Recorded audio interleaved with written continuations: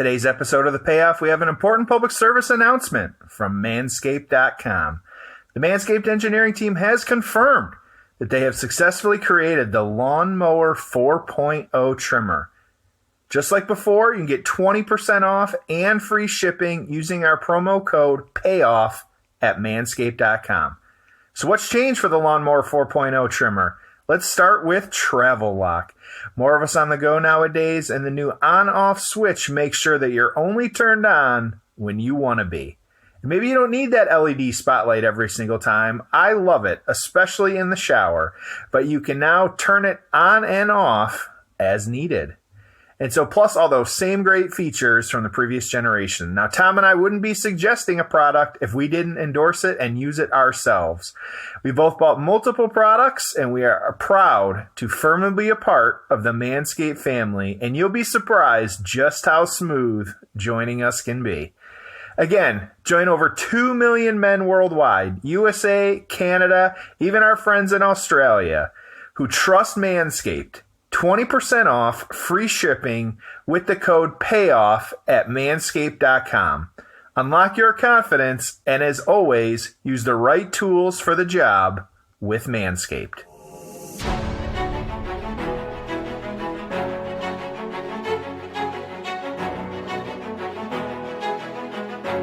Ladies and gentlemen, pay attention.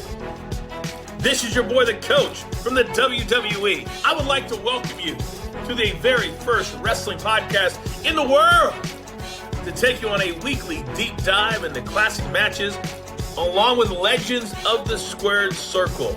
Enjoy the discussion. Enjoy the back and forth. There's so much to get into. Ladies and gentlemen, this is The Payoff. Austin 316 says, I just whipped your ass. I'm Tom. That's Jeff. This is The Payoff. Jeff, how the hell are you doing? Man, I can smell what you're cooking. Like, Austin just I'm opening cans of whoop ass this episode. Like, we got this is an exciting one. We got a lot to talk about. I know you're pumped about this episode. Like, when I told you this one, you're like, yes, absolutely. We got a little WWE history in this one as well too. So just, this is going to be a fun one. I'm excited about this one. Yeah, I remember this being an awesome, awesome match. I was like, wow, that was better than the WrestleMania match. Like, it was awesome. So yes. I'm super excited for this one. What about you? Yeah, and this is one too. So we'll point out, like, some of the stuff I remember, like the character work from Austin and The Rock, I didn't realize how much of it was in the build for this match. And so, because we always, like, they had such long careers, there were so many pieces of the storyline and things that happened, like, and this was a pre-SmackDown era as well too. Like, we're going to get into that and talk about that a little bit too. And so, not the SmackDown branch, like the actual TV show. The TV show, yes. And so, and this is one too, like, and even you're going to be like, when I'm talking about what happened in the build to this one, you're going to be like, holy shit, like, I forgot that happened. Or like, I watched so many videos in the prep for this one because it's such great moments in wrestling history. So yeah, every moment was good. Every TV show was good. Every episode leading up to it was good. So we're going to get into it. I'm excited. So let's get right into the build. Ho! It's time for the build. So this is the first Backlash ever. Is that right, Jeff? That is correct. Yes. That means it's the end of the In Your House era. Yes. I got some history notes for you on this one. Yes, absolutely. We're in the Providence Civic Center in Providence, Rhode Island. It's April 25th, 1999. Packed house of 10,000. Buy rate of 400,000, which that's a big number for a B show. Real big number, especially after everyone spent money on their WrestleMania in Rhode Island. Packing the house. Yeah. So, you ever been to Rhode Island before? I have not. No. I have not either. It's one of the this is like in Wayne's World where they're like, we're in Delaware. I feel like Rhode Island might be the same thing. Like, we're in Rhode Island. And that's it. Like, not to put down our fans in Rhode Island. We apologize. I'm sure it's very nice there, but we've never been there to experience it. So I have no idea why. As I was doing my research for this one, there were 4 dark matches. Yeah. And I guess one of them may have been, or maybe were a couple of them maybe on Heat. They were recording a Sunday Night Heat. Yes. Okay. So these 4 I did matches, look into it because I was confused too. Yes. Okay. So they did 4 matches that they recorded for Sunday Night Heat, or I guess may have aired on that Sunday Night Heat. I don't know. Yeah. If it was live. Yeah, absolutely. But yes. So you had Nicole Bass and Val Venus defeating D'Lo Brown and Ivory, Draws and Prince Albert defeating Too Much. Were they Too Much before they were Too Cool? They must have been. Yeah. Is that a typo? I don't know. I had never seen that before. I'll figure it out. Yeah. Okay. There you go. Too Cool, originally known as Too Much. Interesting. I never knew that, or I don't remember it at all. Kane defeating the Big Boss Man, and then Viscera defeating Test. So there's your Sunday Night Heat. We start off with the Ministry of Darkness, which was Bradshaw, Farouk, and Midian defeating the Brood, which was Christian, Edge, and Gangrel. So yeah, pretty interesting there. You had four Hall of Famers, and then Midian and Gangrel. So the notes here that I'm looking at too, because of why they did it Sunday Night Heat, said before the pay-per-view event went on air, the crowd was warmed up with the cable television program Sunday Night Heat. And so that was pretty much all the dark. That was all it was. Sure. Okay. Yeah. So they recorded Sunday Night Heat live and were hyping the pay-per-view. I forgot how they did it in that era. So you had 4 Hall of Famers in this opening match, and then Midian and Gangrel, but I wouldn't be shocked if Midian maybe as part of the Godwins got in. You just never know with this Hall of Fame, man. Yeah. He's like Taker's boy. You just never know. Yeah, absolutely. Yeah. In the Ministry, it's hard to figure it out. Yeah.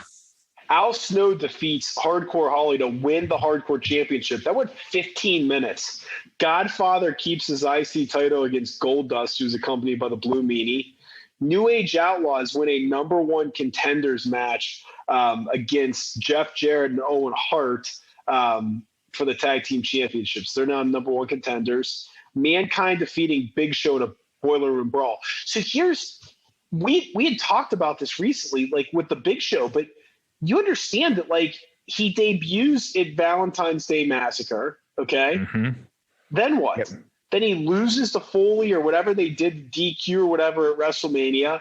And then he loses the Boiler Room Brawl. So why do you bring this guy in on a 10-year contract?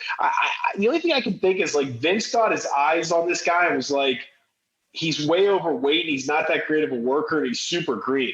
But he did not assimilate well to WWE. Triple H is going to defeat X-Pac in a 20-minute match. So this is, I believe, Triple H being a newly minted heel. Because I think he turned on DX at WrestleMania, and there was a little bit of a screw job shock there. Undertaker in a 19-minute singles match is going to defeat Ken Shamrock. Interesting. Yep. And then our main event, your champion Steve Austin against The Rock. No holds barred. Shane McMahon is your special guest referee. What a time to be a fan, man. A lot of stuff going on. And I know this is a really well-reviewed show. Yeah. Yeah. Lots happening here. Just really kind of crazy. So like you said that at this point, it was April 1999. This is when I was watching wrestling every week, no question or anything like that, in high school, that they actually like this Backlash pay-per-view, like Tom already said. So they were phasing out the in your house kind of events, which were just kind of monthly in order to switch to more of the pay-per-view model. Now at the time, and even I had kind of forgotten this and I left it off intentionally to quiz you. So there were the big 4, which everyone knows: WrestleMania, SummerSlam, Survivor Series, Royal Rumble. At this time, do you want to take a stab at what they were considering the big 5? Do you know what the 5th one was at this time? It had to have been King of the Ring. It was King of the Ring. Yes. Good job. Yeah, because King of the Ring was the 5th pay-per-view added. It was a really big deal. And for a few years there, you had the winner of that got a title shot, like the year, of course, Lesnar won it, title shot at SummerSlam. And it's just amazing how that just, It went from being a big five to not even existing. I wonder too if almost like, granted, no, I don't want to pay for pay-per-views again, but it kind of sparked me thinking about this of like, does the ease of access make us like, I say more just like kind of, indifferent to some of this wrestling? Like we have so much access to it, even if you like cut out, the pay-per-views, and yes, it's nonstop during the week at this point. Like, I'm wondering if that's kind of the problem. Like, it's why, like, anymore, I don't like obviously buy like CDs or movies anymore because streaming's a thing. But like, even at the time, like, we have so easy access to those things. Like it doesn't feel like it's invested in it. And so I almost wonder like, and I'm not about to cancel my network, but just like buying that one pay-per-view a year, if like, we're fans, if they're enjoying it more than we are, like, I almost wonder like that fan out there that doesn't really watch it, but buys WrestleMania, like tweet at us if you're that person, but I'm kind of curious, like, just, is it the access that we have that leads us to kind of feel the way we do sometimes about some of this stuff? But, so, you got the big five establishing Backlash, though one of the first, pay-per-views really, that was not one of the big five after this WrestleMania 15. And so it was actually, and I was trying to find some of it. It was actually at first advertised as an in-your-house event. It was in-your-house Backlash, but then they switched it. After, kind of moving forward and things like that, of just being like the post WrestleMania event. Weird too. I didn't even realize, like, I did realize, but like they slotted Money in the Bank eventually. Like it makes sense. Like, why would you do Backlash not after WrestleMania? It just doesn't make any sense to me. And like we said on a previous episode last week, like put the branding on it, get the WrestleMania branding on it and stuff like that. Like, why wouldn't you do that? So you've got that. And so another quick quiz, because I haven't quizzed you on what was the last in your house? Now, before they brought it back for NXT, what was the last titled in your house event? Would have been St. Valentine's Day Massacre, right? It was St. Valentine's Day Massacre. Look at you. Absolutely. Go. So 2 for 2 today. Look at you, but I haven't quizzed you in a while. It's good to see that you've studied well. So, sharp as a Mick Foley thumbtack. There you go, buddy. So you got the WWF Championship is Stone Cold actually won it from The Rock. It was this WrestleMania, really just a month prior to this. So the following night, you had Austin demanding the return of his Smoking Skull belt. I will go out on a limb here and say it is, in my opinion, if not the top, probably number 2 in regards to belt designs. Okay.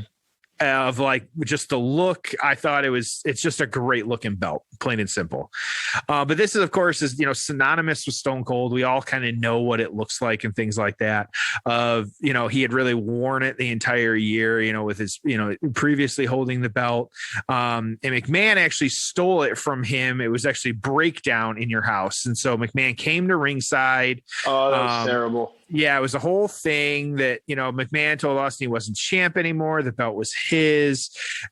This is where as well, too. And so this is, I say, one of the first kind of iconic scenes where I went back and watched, where you have McMahon stealing the belt and then trying to announce, it was actually my hometown again of Detroit, Michigan, trying to announce a new WWF champion. He had The Undertaker and Kane in the ring. Joe Briscoe was there, Pat Patterson, all that stuff.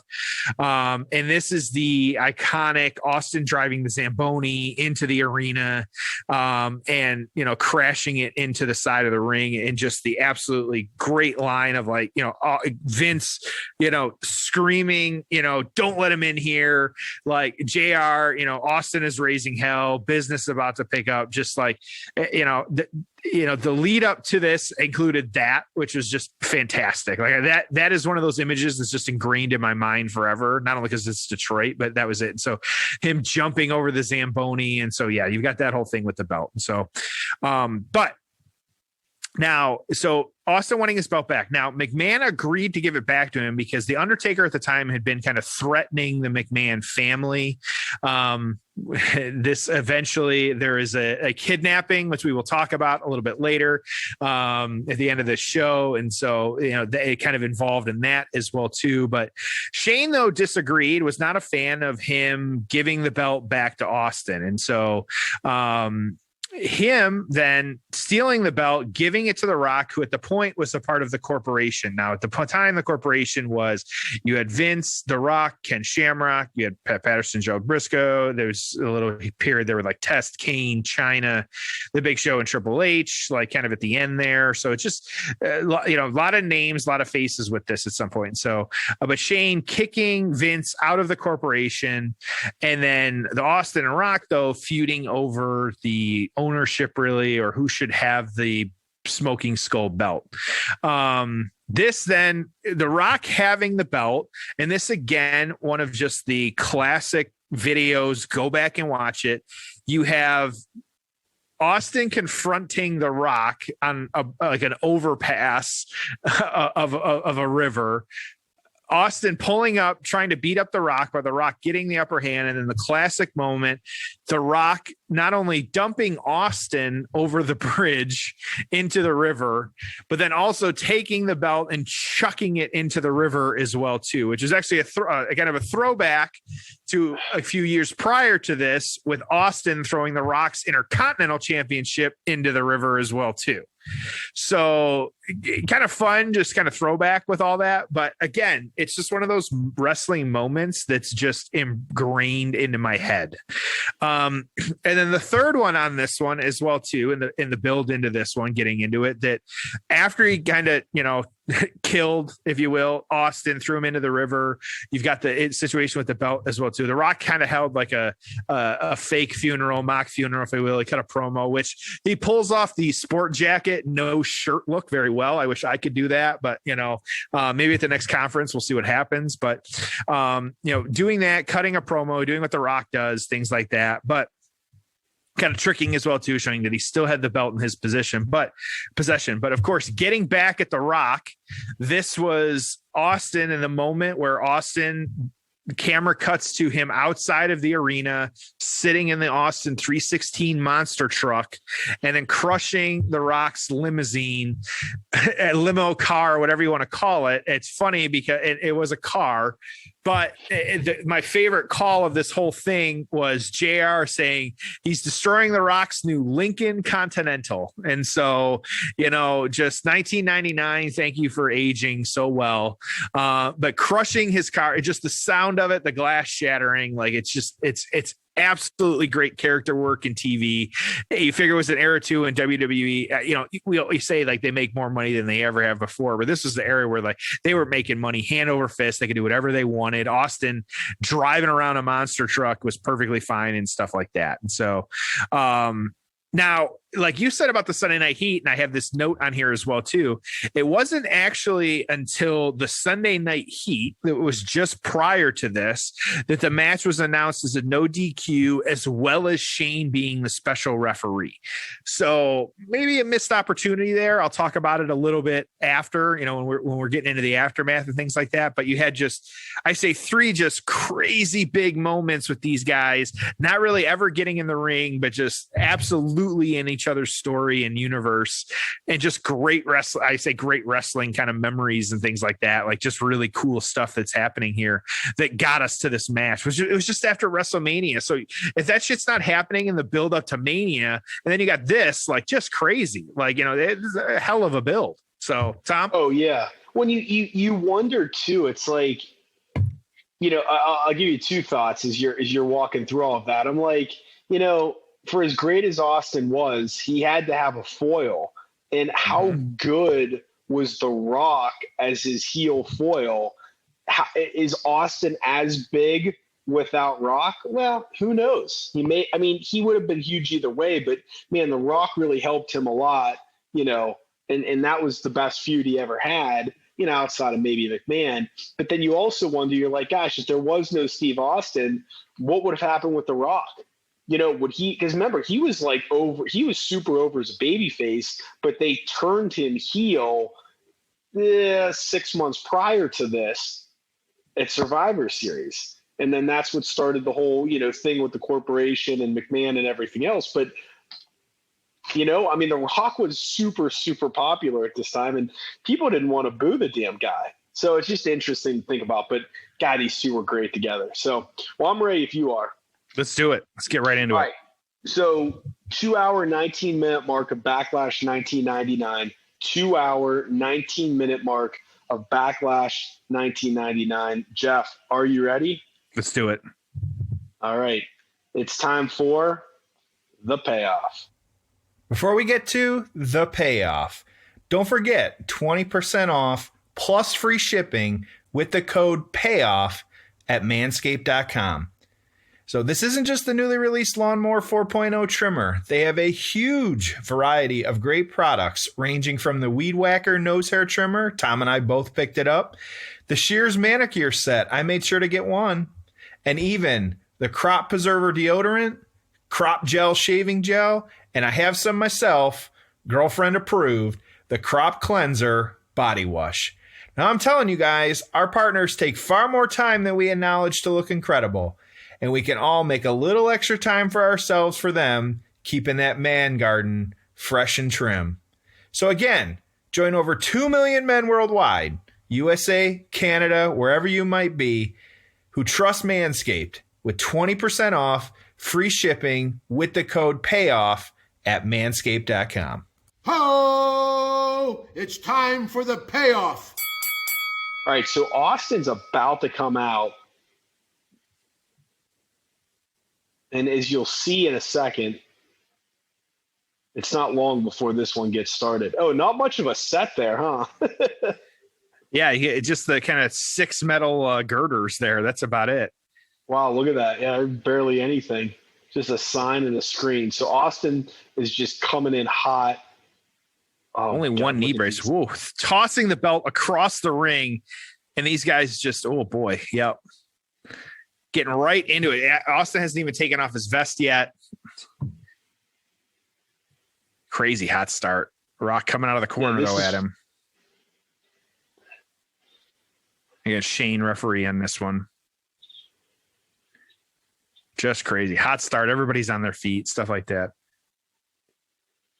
There goes someone now walking the belt. Kind of showing the quick camera angle of someone taking the belt. Yeah, just iconic. Austin kind of jumping up, punching. So good. All right, so go ahead.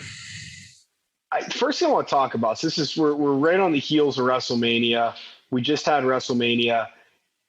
Do you like the 2 nights, or are you ready for it to go back to 1 night? I was going to ask you a pay-per-view question, so this is really good. I really wish that they would stay with 2 nights. They're not going to. I think that 1 night is just, and now granted, you've been to more recent Manias and experienced the kind of, the long day. You got to be in your seat at 2:00 and then you're going till midnight type thing. And I think that you can, I think they have proven that they can tell a better story over 2 nights instead of 1. Yes, is it a lot of wrestling? Yes, is it a 2-night commitment? Stuff like that. But I think that you can, like, the ebb and flow of the show. I really dread at this point, like, certain matches are not, by the end of it, everybody knows after 8 hours, you're just tired as hell. And so you really need a main event that is going to just absolutely blow everybody away. Had we gone home on night 2, had we gotten, the match was great, but of course I wasn't happy with the finish, but I know why they did it, and so, but I think that they can do a better job with setting the card up over 2 nights than they can with 1. Okay. And I don't have a definitive opinion on this because I could argue either side of it. Right. My gut, though, says I like 1 night better. So let me give you my argument for a 1 night show. Okay. we're just going to say that the matches that we got this year, we're going to get regardless. Okay. So Yes. I'm not That's fair. rebooking. Yep. I'm not fantasy booking. All I'm telling you is, what if this was your one night card? Yep. You get Lashley and McIntyre to open it up. Then you get Strowman and Shane McMahon. Then you get AJ Styles and Omos winning the tag team titles. Then you get Bad Bunny tag team match. Then you get Orton and The Fiend. Then you get Reigns, Edge, and Bryan. And then you get Bianca and Sasha. Okay. My argument is, if you cut a little bit of the fat out of it and give me a 5-hour show with that lineup, that's a pretty damn good show. Yeah. You understand what I'm saying? So Yep. get rid of the tag team women's turmoil. Cesaro and Rollins, I mean, who cares? Okay, we're not covering that on a future episode of The Payoff. Okay, the tag team women's champion really wasn't that good of a match. KO and Zayn, would you have been okay if it didn't happen? Sheamus and Riddle, Cruz and Big E. Maybe I left out Ripley and Asuka on your on your one night card, but you understand what I'm saying. There was zero build with that. Yeah.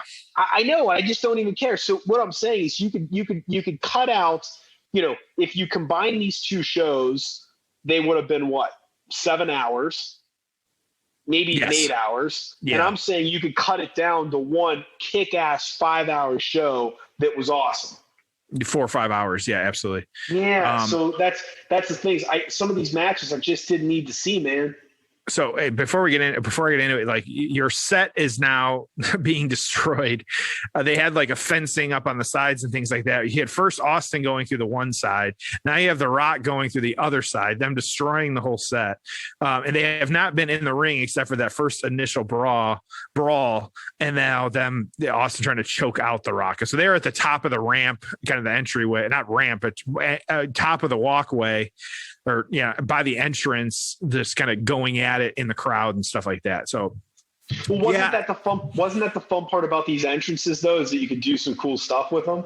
It's funny too how minimal it is compared to what we get now. Like, there's gigantic light boards and everything is everywhere, and like it's the curtain. It's the old Titantron with the curtain underneath, and then the tiny little entrance. Like, it almost, at this point, it's time for them to go, like, throw that back and like do something like that on like a Raw anniversary or something, or like a throwback episode, and kind of bring back the Titantron. It's in the warehouse, like, just do it. So now to your point about hold on.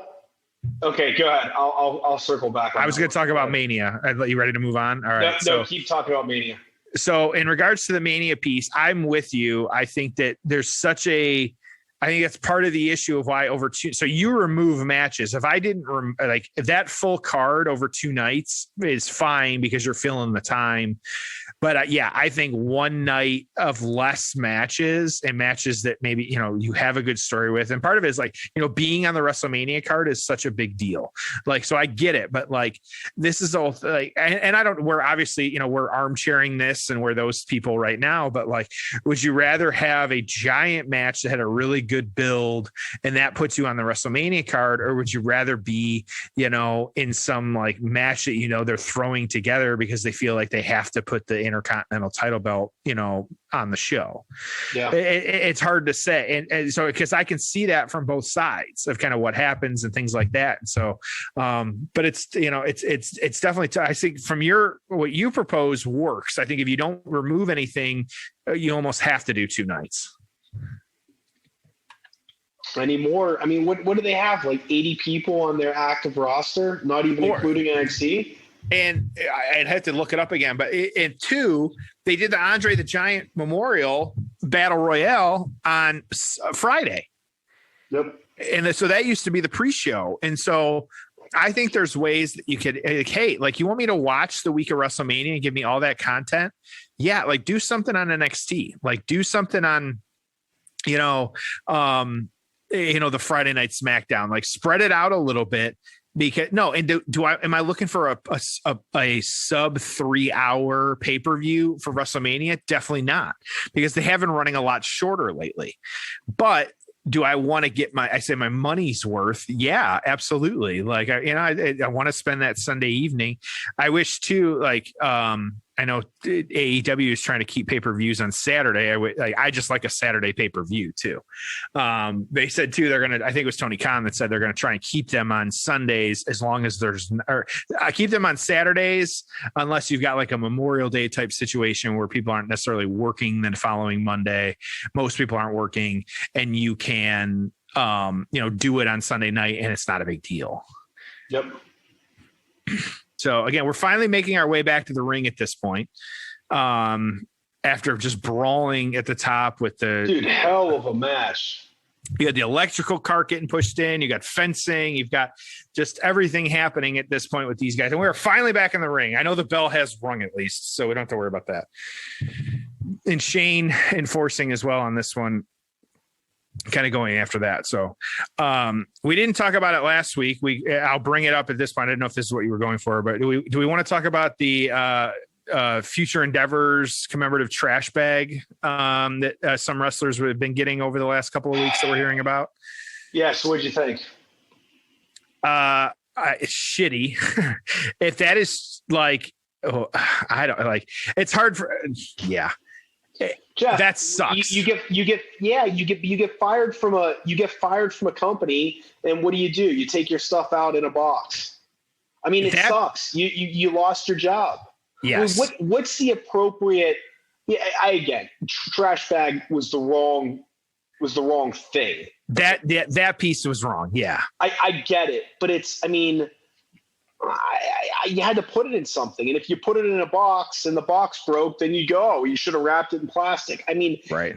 It's tone deaf. Okay. It's stupid.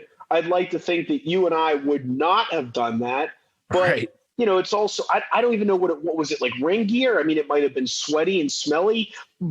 Also, I don't understand what possessions would WWE have of someone?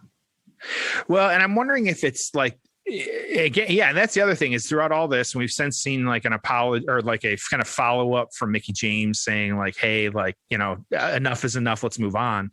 And here we are. Okay. But here's the funny thing about her statement. Okay. The funny thing about her statement was, oh, well, let's just move on. And I didn't mean to get anyone fired, but you got someone fired. Yeah, well, and it looks like, and now I hear like, oh, the guy's kind of an asshole, and there's a lot of people that don't like him, and you know what? But my guess is that job that he has is probably very thankless, and you probably do have to be an asshole, and you're dealing with 80, 90, 100 different personalities. So. Well, and if you remember on, I think it was Tough Enough or some of the like behind the scenes stuff, like he's the one that was his job was to fire wrestlers. That was, part of his job, Mark. And so like, not easy. Like firing anybody is not easy or fun or anything like that. He was the one telling them like, oh, you're not going to be on WrestleMania. Oh, we have to let you go. Oh, I remember specifically too, like he was the one that had to go to Naomi and tell her, what the hell did you do to the belt when she put all the lights on it without approval? And so like, and luckily Vince liked it, but like in that piece of it, if she did that without approval, like that's on her. Like she shouldn't have done that either. But he's a manager of independent contractors in a $1 billion organization. That it's got to be a really tough job. Again, I'm not defending him, and I'm not saying he should use the trash bag. I'm just saying, okay, the guy is got hammered about it on Twitter. He lost his job. He completely got thrown under the bus as being like responsible for this. Like that sucks, man. How long's this guy been at that company? Forever. Okay, because forever. You're exactly right. Other wrestlers had come out since and said that like like Maria Kanellis came out and said years ago, was it somebody else as well too? Jillian said something, or Jillian Hall, I think, was as well, saying this is how I got my stuff. So it seems to be like, and I don't think it was necessarily everyone, but it was definitely happening to people. And Jeff, let me ask you this: you're trying, you're at summer camp for the Detroit Lions, and you get cut.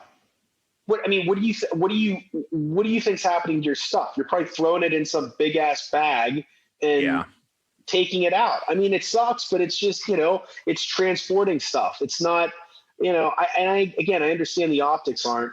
I just, man, to go public with that and to get someone fired over it that's been at that company for a long time, it's probably a thankless job. He's probably working 60 hours a week. He probably had to sacrifice a lot of holiday time and kids' birthdays and stuff to do that job. So do you deserve to be fired when any of us, again, could have just been like, oh, well, this is wrestling equipment and it smells and I'm going to throw it in a garbage bag and put it in a box and, ship it overnight to them. They could have just thrown the stuff away too.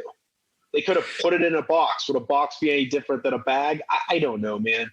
So here's something. I'll come back to something we're seeing right now. So The Rock has gotten a camera. These guys have been feuding all around the ring and stuff like that. It's like a first person kind of camera view. Match. And then Rock has the camera kind of looking down at Austin. They're wrestling on the table. The camera panned over the crowd. And then when it came back to Austin, he's on his feet. He's flipping off the Rock. And then he gives him the stunner with him holding the camera, which is, you don't ever see that anymore, which is a great thing. Jericho does it or has done it in New Japan and things like that. But this is fantastic. So these guys are beating the hell out of each other. Yeah, I know we're talking about other stuff, but these guys they are all over the arena. They are beating the shit out of each other. So, yeah, and I think that you can tell they're working super stiff too, and they're just beating. Oh yeah, absolutely. And I'm going to talk about that after. Yeah, absolutely. Yeah, I'm with you about like how do you appropriately send it back to someone. I'm sure he was not the one that was boxing the shit up either. Like that's some intern, like plain and simple. Maybe he enabled it. Who knows? But yeah, it's tough. And hey, and anyone involved is welcome to come on the payoff. I know we've been talking about like. Please come tell your story if you would like to. We will have open mics ready to go to talk to you about this because even if we're moving on, that's okay too. But hey, we want to give people the opportunity as well too. We don't want to pull a Meltzer and just complain for the sake of complaining. So yeah, and so we're going to do that, and so that's okay. But yeah, I'm with you. And part of it too is this may have been like the opportunity to get rid of him too, like we discussed last week. Like, oh, you got the Rock ref bump. There you go, Rock pushing Austin into Shane. There's a rock bottom. Maybe they've been trying to get rid of him too, and Nick Khan coming in is the opportunity for him to get rid of him. Like that's it, plain and simple. So, so you got Shane yelling now, but he recovered faster from that ref bump than anybody else. After the rock bottom, Shane putting Rock's arm over Austin, but Austin's still kicking out, even though Shane trying to just the conniving McMahon. That's all it is. Yep. Who do you think did any of the released wrestlers surprise you? I know Joe was a surprise for me. I'm actually glad he was released, but yeah. What, so he can go do something? Yes. Yeah, man. Yeah, I'll tell you, in the last 5 years of releases, okay, has there ever been anyone that made less sense to you? The only thing I can figure out is he just can't wrestle again. But if he's like able to wrestle and cleared or getting close to being cleared, I mean, even if you're like, hey, you know what, I don't want to put the title on him. I don't think he's a major star. I think he's overrated. I mean, you're telling me you couldn't have put him in a feud with Roman Reigns for 90 days? You're telling me you couldn't have had him work? I mean, come on, man. I mean, you could have gone with Bryan. You could have gone with Edge. You could have gone with Reigns. You could have gone with Lashley. You could have gone with McIntyre. Even if you weren't going to put him over, Jeff, I don't understand that one at all. So you got Shane not counting the 3 count. Now Vince pushing his way past Shane. I think he had Earl Hebner with him. And there's the Smoking Skull belt as well, too. And here we go. McMahon hitting Shane with it, though. Yep. And laying out Shane. Yeah, I'm with you. I think some of the feuds that we didn't get because of this, Finn and I had forgotten too, Joe beat the Demon, like Finn. Like I had forgotten that was actually a thing that he did. And so he was not indestructible. You got Hebner now as the referee in this match. But I think too, and as I saw it on a graphic on Reddit, sorry for not giving credit to who it was, but somebody posted like kind of where everyone should go, of like the Iconics should go to AEW and all this other stuff. And I agreed with, actually, they said Joe should go to New Japan, which I agree with, because it's just, he'd be like a Brock over there. So you got the Austin retaining now, getting the 1, 2, 3. Wow. With Vince holding the Smoking Skull belt at ringside. After Shane, place going nuts. Yeah, everyone on their feet. Man, boy, I miss those days. Like just the signs, just everybody, the wild crowds. There's no other way. Like it was like a rock concert. Like it was just crazy. Like all 3 hours, like it used to be. Just insane. I mean, it's just so much different, huh? Handing him the belt. Yep, here we go. Begrudgingly about to give him the belt. Yep. And there you go. Let's get into the aftermath. Ho! It's time for the aftermath. All right, initial thoughts? Just a hot match. Just absolutely hot from start to finish. Hot match, no hot downtime. crowd. Yep. Like they just absolutely brawled for 20 minutes. There's no other way to call it. Yep. And Austin double belting right now, holding both belts. Yeah, just really great. Plain and simple. So that was awesome. All right, so getting into it now, and I've still got it on. We're going to talk about what happened in the immediate aftermath here. So the show is actually ending with Vince and Shane. Shane is still laid out. Vince is ringside, kind of dealing with Austin. This was in a period too. So you had Stephanie in the limo, and she is now being driven away, after the Undertaker had been making threats and things like that. And then the kind of divider goes down in the limo, and you have the Undertaker kind of taking Stephanie, Vince unaware, kidnapping her. So when things get a little weird at this point, where you have The Rock, with that, it was actually the next night, him being fired by the corporation because he actually just betrayed by Shane, kind of how this all played out, that you ended up with the kind of corporate ministry at this point with the Undertaker, but The Rock the Undertaker and the corporate ministry, but then The Rock feuding with Triple H, the corporate ministry, all this other stuff. And so and then it was actually just a couple weeks later, or at this point, so it was April 29th. So really a couple days later, not even, you've got the premiere of SmackDown. Of course, this coming from The Rock's catchphrase, him continuing to feud with the corporate ministry at this point. He ended up having a match with Triple H. It was at Over the Edge, which The Rock won. He also had a match for the WWF Championship against The Undertaker, King of the Ring, which he ended up losing. And then The Rock, after this point, kind of the feuding with the corporate ministry and all that, it was SummerSlam just a couple of months later at this point. He started teaming, and we'll talk about it on future episodes, with Mankind to have the Rock and Sock connection. And so, which is great tag team. It's just great overall, kind of how that played out and stuff like that. And so, but with you in this one, of course, during the match, after the match, Vince giving the Smoking Skull belt back, taking out Shane as well too, so that Austin's able to win that one after Earl Hebner kind of made the call.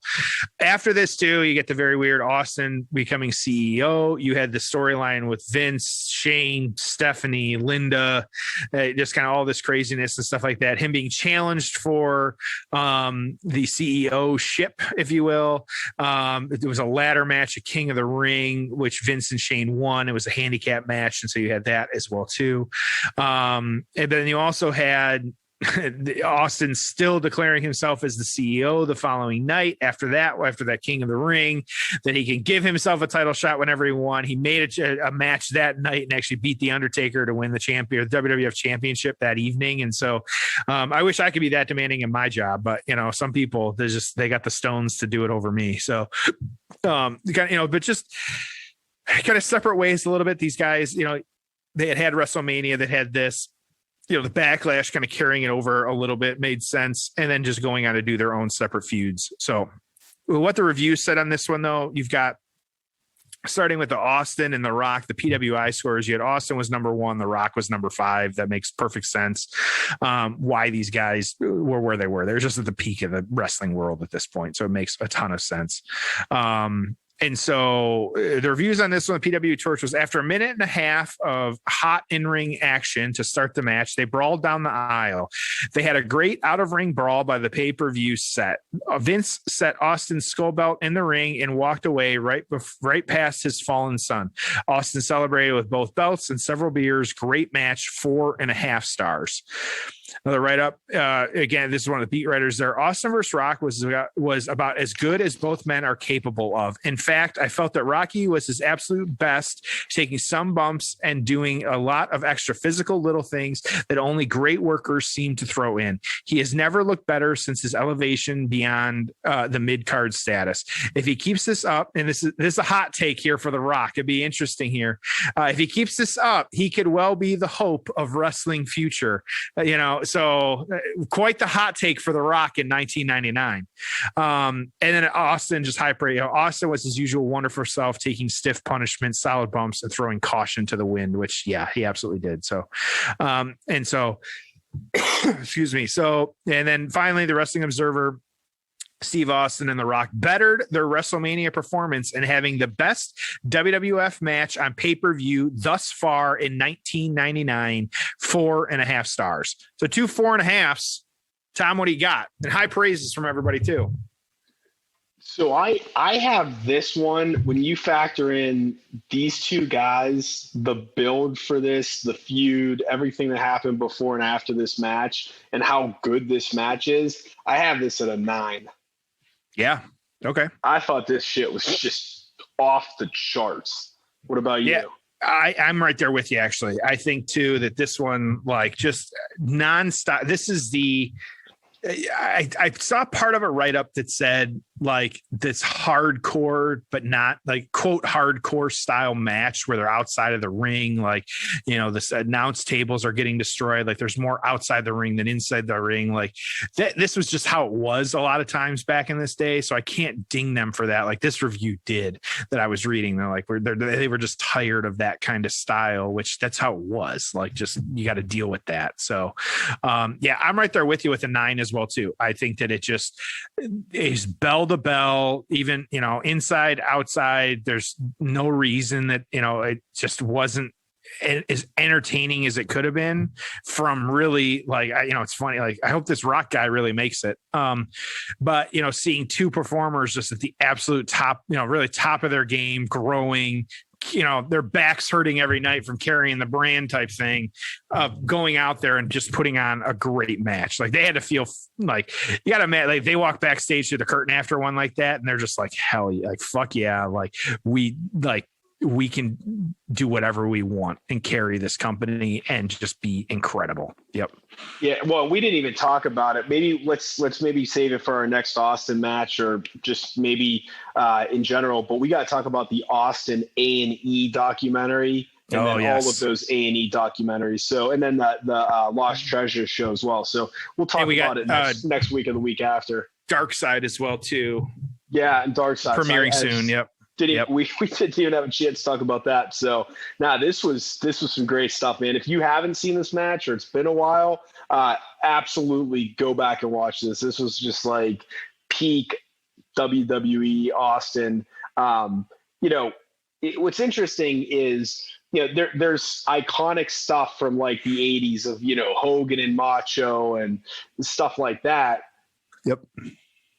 Which, those characters, yeah, I mean, that's what I grew up with. I love those characters. But in terms of the characters still being great, like Austin and Rock, I mean, these matches were excellent as well. So the matches are more fun to go back and watch. So I loved it, man. Yep. Good stuff. 9s all around. Just good wrestling. As I say, sports entertain, plain and simple. That's right. All right. Well, that was send them home happy. Yep. All right. Well, we got some good, we won't spoil it. We got some good ones planned for the next couple of weeks. So I'm excited. I know you are too. And as always, everyone, thank you for joining us on an all new episode of The Payoff.